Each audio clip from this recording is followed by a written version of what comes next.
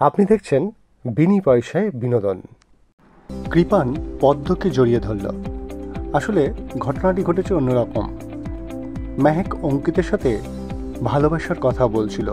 সেই সময় সেইখানে এসে উপস্থিত হয় কৃপান। কৃপান মেহেককে জিজ্ঞেস করে, কার সাথে কথা বলছো? মেহেক কৃপানকে বলে, আমি আমার নাচের মাস্টারমশাইয়ের সাথে কথা বলছি। এটা একটা সংস্কৃত গান, তুমি বুঝবে না।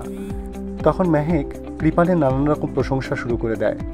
সেই সব কথা শুনে কৃপান গলে জল হয়ে যায় এবং মেহেককে বলে, আমাকে তাহলে তোমায় হাঁক করতে দাও, আমি একবার তোমায় জড়িয়ে ধরি।